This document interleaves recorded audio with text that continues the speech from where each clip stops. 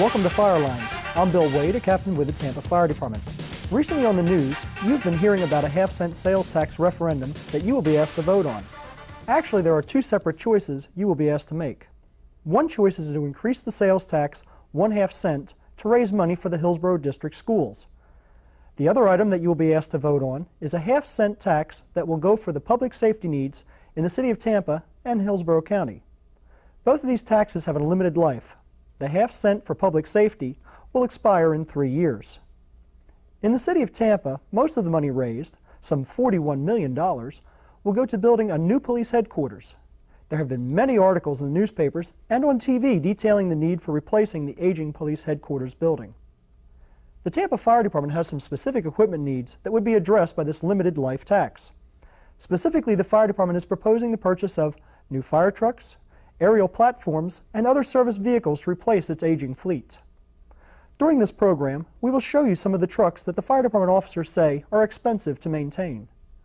The taxpayers in Tampa expect and deserve a professional and readily available emergency force to assist them with a variety of problems.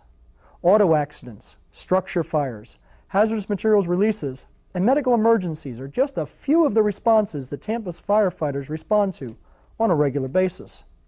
When responding to alarms, and while on the scene, they rely heavily on these trucks. Particularly crucial is the need for fire engines to provide a reliable source of water flow at fire scenes. To discuss these issues, in the studio with me today is Assistant Chief David Keene and Specifications Officer Brian Gummoe. Chief Keene is a 23-year veteran with the Tampa Fire Department, holds a bachelor's degree from the University of South Florida, and got appointed to the Assistant Chief position in April of 1995. Specifications Officer Brian Gummoe, civilian employee with the Tampa Fire Department, and among his responsibilities are the laying out of the specifications or the designs of the fire trucks and other equipment that the Fire Department orders. Gentlemen, thank you for being in the studio with me today. Thank you. Nice to be here. Before we get started about the needs of the Tampa Fire Department and what this equipment would go for, Chief Keene, could you tell the people a little bit about what the Tampa Fire Department is today, the number of stations, number of personnel that serve them?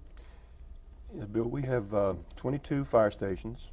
We have 500 uniformed personnel and 50 civilian support personnel. And we respond to approximately 50,000 emergency runs a year. Now you say 50,000 emergency runs. Now once again, the name is the Fire Department, but there's a whole variety of different alarms that these firefighters go to. Could you give the people an idea of some of the things a firefighter might face in a typical day? Right. We don't just respond to structure fires or car fires and that. We respond to hazardous materials releases, confined space emergencies, traffic accidents, shootings and stabbings, and just about any type of incident where our citizens could find their lives in jeopardy. Now, if a citizen were to pick up a copy of the city budget and take a look at it, they would notice that the fire department takes a pretty good piece of the city's budget out. What does that money typically go for that the fire department gets every year? Well, most of it is for personnel, of course, and the rest of it is gone into operating expenses, purchase of new vehicles, repairing fire stations, equipment such as fire hose, bunker gear, SCBA, breathing apparatus, and things of that nature. Now, Chief Keene, the fire department, and I have a copy of it here, prepared a list of needs and sent it over to the mayor's staff. The fire department staff sent a list over to the mayor's staff and said that we need a certain type of a piece of equipment, certain numbers of equipment. For example, you requested engines, aerial ladders, ambulances, tanker trucks, and stuff on that line. And if we can, let's go ahead and roll some video footage here. Let's take a look at something that's referred to as an aerial truck or an aerial platform on this paperwork, and give us an idea what these trucks do with these emergency scenes. Okay. Okay, we should be able to see this footage here. Here we go. Okay, that's an aerial truck. It's a 100-foot extended ladder with a water tip on the end. You can see there they're cooling the tanks. This is a recent fire that we had in Port Tampa. The tank that's burning, they're cooling it as well as the tanks next to it to prevent an explosion. And these ladder trucks do not have their own pump. They have to have water pumped to them by a fire pumper. Now it looks like, so the nozzle's out there just so the firefighter doesn't have to go out there? Or right. We don't see a firefighter. Well, in in an incident like this, you don't want to put a firefighter on the end of a nozzle because he could be in jeopardy if there's an explosion. Over here to the left is a squirt truck. which is similar. Now we've changed scenes here. This is a rescue scene, and we're seeing some different types of ladders, different use of ladders here. Right. This is an aerial ladder, and you have we're rescuing some people who were trapped in an incident at Busch Gardens, rail car collision, monorail. And you can see when you're taking people down a ladder, it takes a lot longer. You have to be very careful, one at a time, and it's like I say, very time consuming. Yeah, civilian doesn't look like she's real. No, they're happy to be coming down from that height on that ladder truck. Exactly. The end of the ladder truck out here. Even this young man looks like he's having a little concern about getting out there. Now, in a rescue of this type, the aerial platform is actually better. All you have to do is extend the boom up to the location with a firefighter. And in this instance, the people just stepped out into the aerial platform, and we brought them down to the ground. You could rescue several at one time. And right here, this is a recent suicide attempt on a tower in North Tampa. It would be very difficult to do this operation with an aerial ladder. So they just pretty much just pull her over into the bucket and take her down that way. Right into the platform and then bring her down to the ground. And these aerial platforms also can be used for firefighting. We have 2 nozzles on the end, and this is the school board fire that we had several years ago. Okay, and then they flow a significant amount of water up there to that large type of building type fire. Right. So elevated water source, rescue source, and this is the type of truck, one of the types of trucks that the Tampa Fire Department is looking to purchase for this money. Right, the aerial platform, and they have their own pump as well. Mr. Gummoe, give us an idea, what type of condition are our fire department ladder trucks in at this time? I know we have a couple of trucks there that have some years on them. Yes, they're certainly manageable. They're inspected every year by an independent company who comes to town and inspects them, so we know that they're safe. They are getting a little bit older. There's been several changes through the National Fire Protection Association, NFPA, that was really cost prohibitive for us to try to retrofit. Certainly they're manageable. The years and the wear and tear takes its toll, but you know, as I said again, that they are inspected, so we know that they're safe and that we can rely on them to do the job. Okay. Now, let's see, Brian, let me ask you this here, because I've noticed a couple things. I've got a couple notes written here. The Tampa Fire Department has been not having problems particularly with, but they've got a fleet of rescue cars that maybe also are aging. These rescue cars are the ambulance paramedic type units that are getting a lot of miles on them. What particular challenges are we having with these vehicles, keeping them up and running and stuff? Really, throughout the state, we've seen an increased problem with the alternator, with the electrical system on the units, as well as the air conditioning. There's such a high need for air conditioning in the units, both for the patient and our people to work on the patient in the back of the unit, as well as the electrical needs that a vehicle such as that is required to put out. The heat that we have down here takes its toll on both of those areas as well. Now, Chief Keene, to address this challenge of the electrical system and the air conditioning stuff, the fire department has recently started purchasing these larger rescue trucks, Freightliners, I believe they are. What's the advantage? What's the fire department hoping to get out of these slightly more expensive vehicles? Well, number one, they have a more adequate AC system, and they're also larger. There's more room for the paramedics and the victims, and we expect them to last a lot longer. They're more durable, better made. They have a shorter turning radius, things of that nature. We expect great things from these trucks. I understand also in talking to some of the mechanics from the shop, they like the idea that whole hood area flips up so they can get in and do a lot easier maintenance on these types of vehicles. Yes. And stuff. So even though they're slightly more expensive in the short run, we're expecting a longer service life out of these types of vehicles, what you're saying. Correct. Brian, most of this budget that I'm holding here in my hand, it looks like one of the lion's share is going to fire engines or fire trucks. How many fire trucks does the Tampa Fire Department have in its fleet? Currently we have a total of 28. Some of those are first line and some of those are reserve engines. Okay. Now, what we're going to see here, Chief Keene, we're going to see a video roll up here in just a moment that's going to show us a Tampa fire truck. Now, it's slightly different than your typical fire truck. This one right here, this has got a large ladder on top, but yet this is not an aerial platform. Can you explain to the citizens the difference between this and a regular fire truck? Okay, what we call this is a squirt. It's a fire pump with a elevated master stream, 50 feet, and it gives you the capability of putting this stream out over a fire without putting a firefighter in jeopardy. You have the master stream there. And worked real well in this situation. I think we had a backdraft explosion. The roof fell in or whatever. Okay. Brian, let me go back to a comment you made just a few minutes ago. You talked about frontline and reserve and having 28 trucks. But actually, Tampa Fire really doesn't have any trucks that really consider reserve because at any moment it could be a frontline. Explain to people what you mean by that comment. Every day, the vehicle that the fellows respond to or ladies respond to from the stations, we would call their first line piece of equipment. That's the one that they rely on a day-to-day basis. Through preventative maintenance that we do in our maintenance facility, through accidents or any kind of warranty damage or anything like that, they have to go down for repairs and, like I said, the preventative maintenance. When that happens, they do what we call changing into a reserve vehicle, one that's standing by, so they take all of their equipment, put that in the reserve vehicle, and then they use that for that day or that week or that month, however long it takes, until their first line piece of equipment is repaired and given back to them so they can change back into that.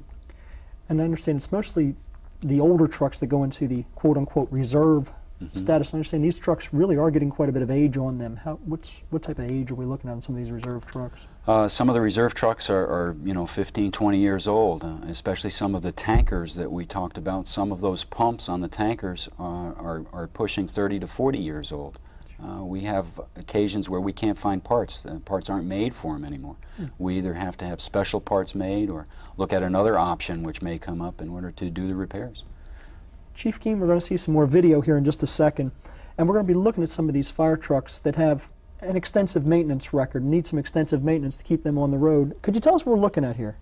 Yes, you can see this is a compartment door where we store our equipment. It's rusted out inside. You can even see the ground, the floor there.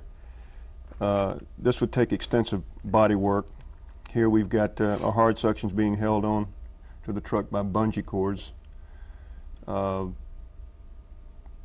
The equipment that comes with the truck is in sad shape and needs to be repaired and replaced. These are very old trucks. So a new truck would come in with this equipment, basically wanted to replace this older stuff. And now we were also talking about tanker trucks. Now, like I said, the front part of this truck doesn't look too bad. This truck looks to be in pretty good shape. Right. What's the problem here? That's a little bit misleading. I think this pump itself is about 40 years old, if I'm not mistaken. Is that right, Brian? Yeah, that's correct. The cabin chassis that it's on is probably 5 to 10 years old, relatively new as far as that goes. But again, like Chief Keene said, the pump is probably pushing 40 years old. It's hard to find parts for that pump now.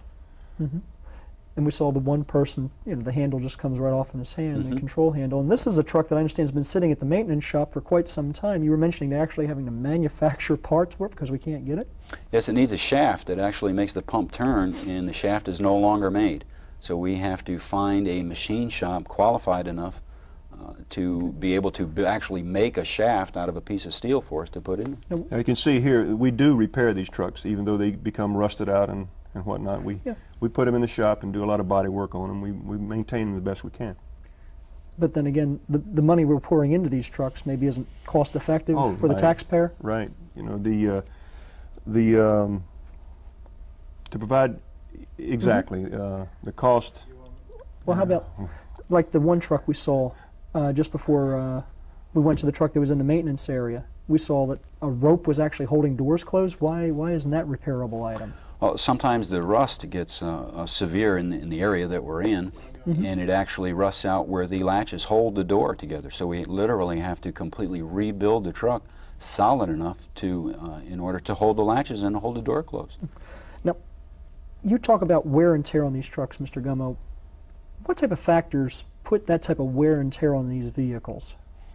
It's a combination of several things. The amount of runs that we respond to, the type of alarms, being in a very urban area, being in a city environment, the high heat, the high humidity that we have here on the west coast of Florida, the constant, floored, so to speak, or running at optimum speed, slowing down as quickly as needed through the red lights and so on and so forth, or stopping and then accelerating as fast as we can in order to get to the alarm as fast as we can, has its toll on the vehicles.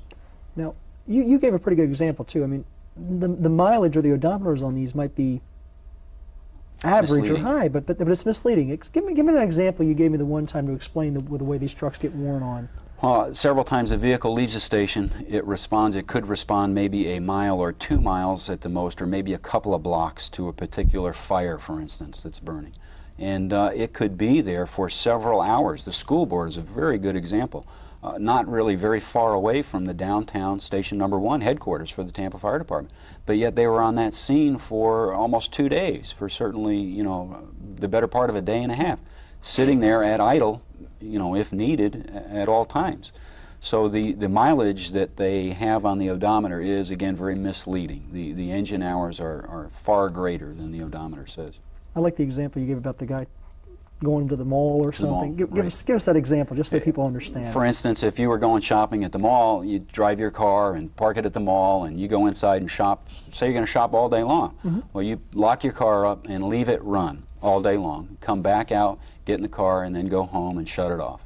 And do that, you know, 4 or 5 days, or every day for a week, or every day for a month.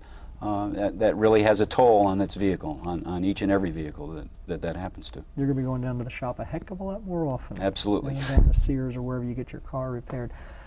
Chief Keene, how will replacing, and I believe we've already hit some of these points, but let's bring this out again. How will replacing these older vehicles benefit the taxpayer who's going to be asked to shoulder this expense? Well, the breakdown and repair cost for this is tremendous. And if we have newer equipment, we'll be able to provide a better service to these citizens. And you know, you can only go to the well so many times and repair these vehicles, and that's where we are now. A lot of our equipment needs to be replaced.